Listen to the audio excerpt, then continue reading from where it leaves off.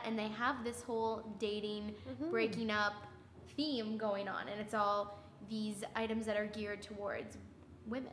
Yeah, like why the emotionalism?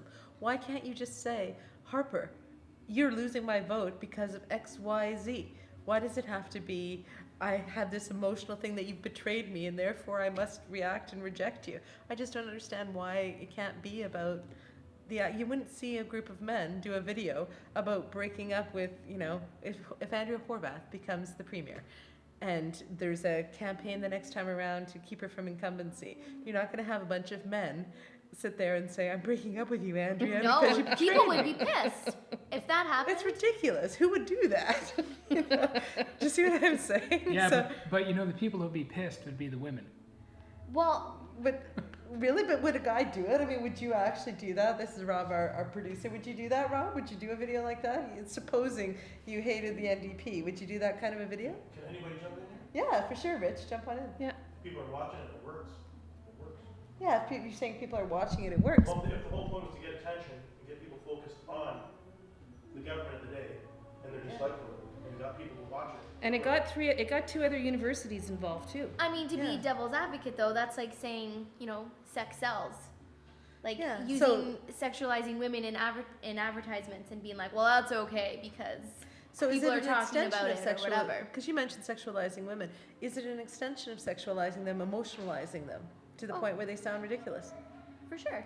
Because so the video, you're right. It did, maybe people who hadn't thought about Harper or hadn't understood it, it was catchy, we watched it, we talked about it on TV. It was just, to me, it seemed a little bit insidious that I would never see a bunch of men approach a political thing like a vote based on the feeling that they felt personally like they had to break up with that just bugged me.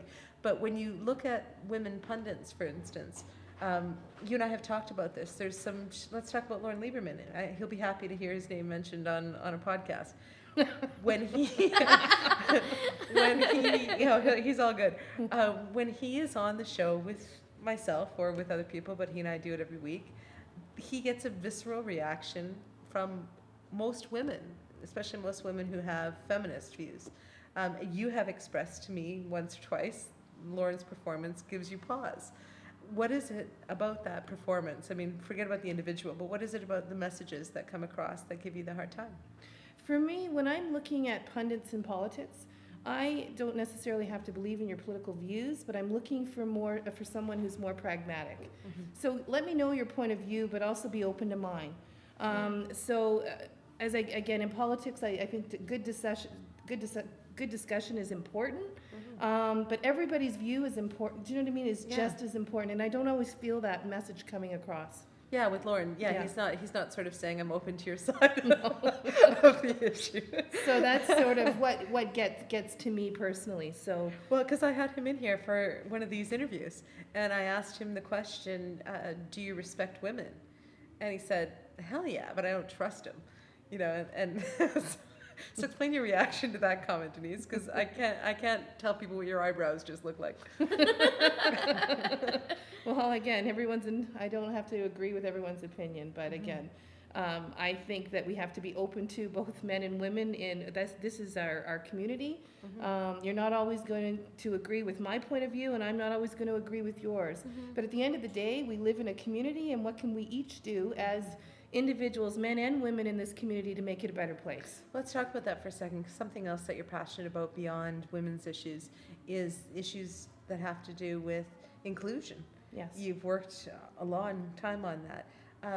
The shutdown of CISO, the Settlement Integration Organization, in the fall, some of those programs got moved over to your organization and many others in the community, if I'm correct there? No, actually, we didn't assume a lot of those. No, actually, 2 organizations that assumed a lot of that work were the Immigrant Women's Center and the YMCA. Okay.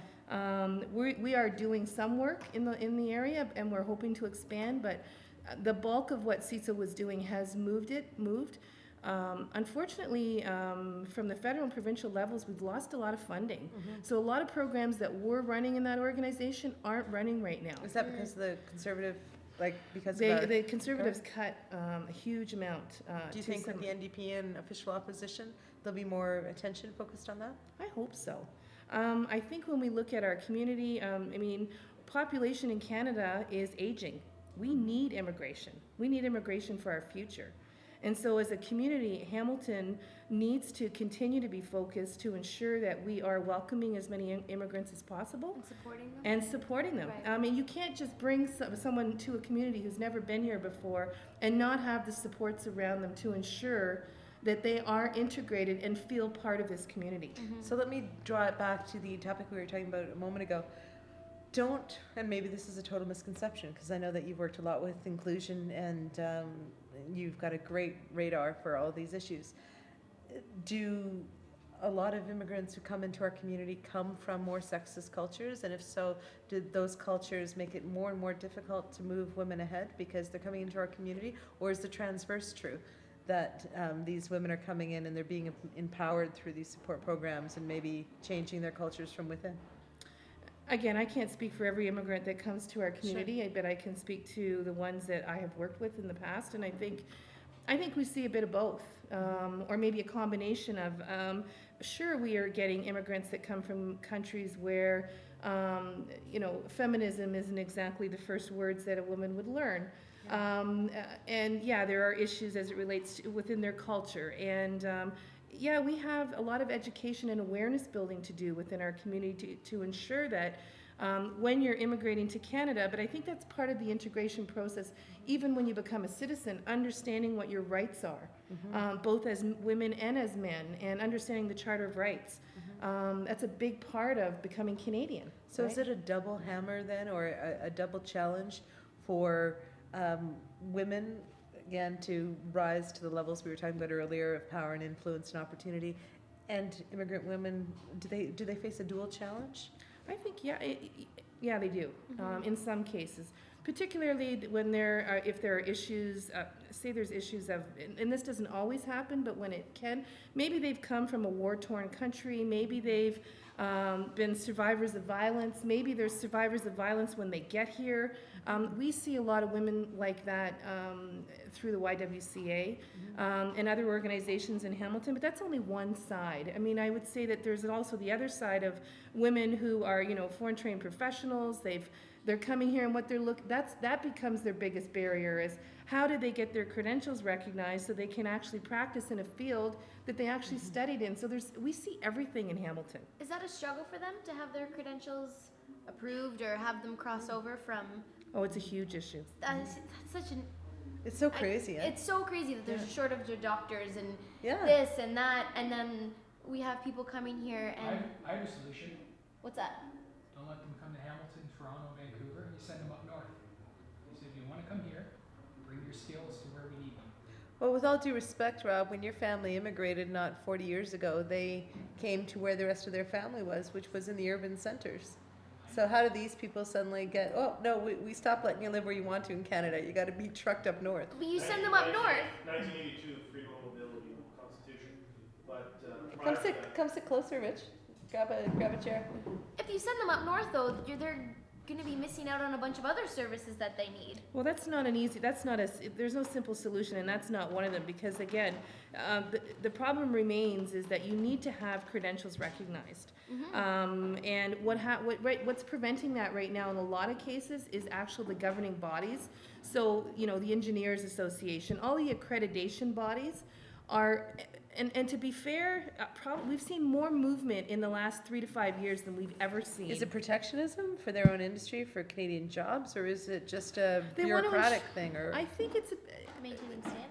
It's maintaining standards. That's what they'll tell you, and I think in part of it's true. Yeah. And so that so they're trying to find a balance. Now, there's a number of programs that are in communities to assist, and I think we're finding that there's more and more success. But it's still very difficult. I mean, you come here after studying 4 or 5 years. Maybe you've practiced in the country that you came from, and you come here and you want your children to do well, so you take survival jobs.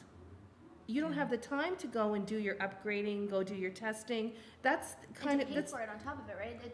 So you get caught you take a survivor job just to pay the bills, and then you get caught in that. And you never have the chance to break out of it because it costs money to stop working and go to school. And yet, I can think of a number of employers in Hamilton who have done amazing things to ensure that foreign trained professionals get their due. They support them, they work there. I mean, one of the employers I can tell you about that has done amazing work on this side is Marchese Pharmacy. Yeah. You know, Yeah. Marita and her staff have done amazing work at bringing people into their organization and recognizing them for the skills they have. They have assisted people in school. They've promoted people within their organization. And isn't there a bottom line net benefit? I mean, forget about that it's the right or good thing to do. Isn't there a bottom line net benefit to hiring someone who comes from a different background? Doesn't immigration actually help your business if you do it properly? Oh, I believe it does. I mean, you think about the clients that you're going to be serving in the future. Yeah. The more diverse your workforce is, in my opinion, only makes you a richer employer. You were mentioning, Rich, about 1982 Mobility Act. What were you trying to say? Basically, we're just saying, can you force people to move in certain areas? Yeah. And once upon a time, actually, we did that. If you immigrated to Canada 100 years ago, you were at Halifax at the pier, put on a train, and you weren't released until you passed Winnipeg. Oh, I And didn't that's know when that. they wanted to settle the West. Yeah. Mainly from Ukrainian, Eastern European Yeah, countries, that makes offering sense. free land.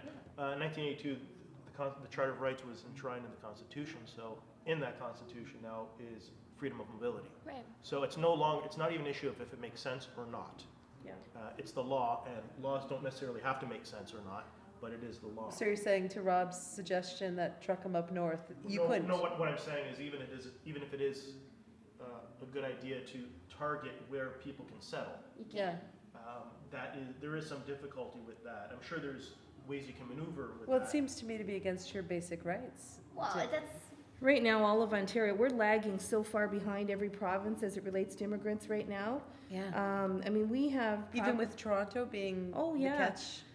I mean, think about the provinces that are doing well economically right now. They are the provinces, I mean, they're bringing in the professionals they need to fill their jobs in Saskatchewan and Alberta.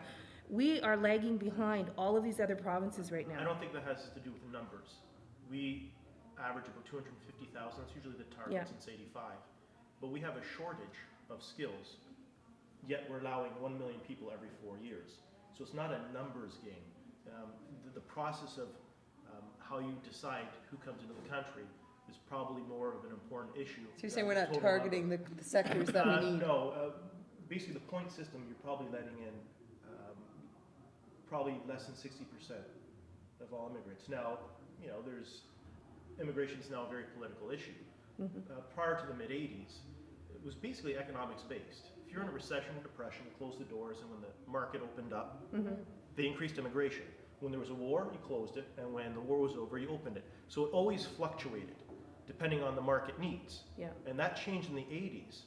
And what happens now is you could have a 1987 stock market crash, you can have a tech bubble explode in the late 90s, you can have a recession in 2008, yet the immigration target stays the same. Now, to an economist, that makes no sense, because you're bringing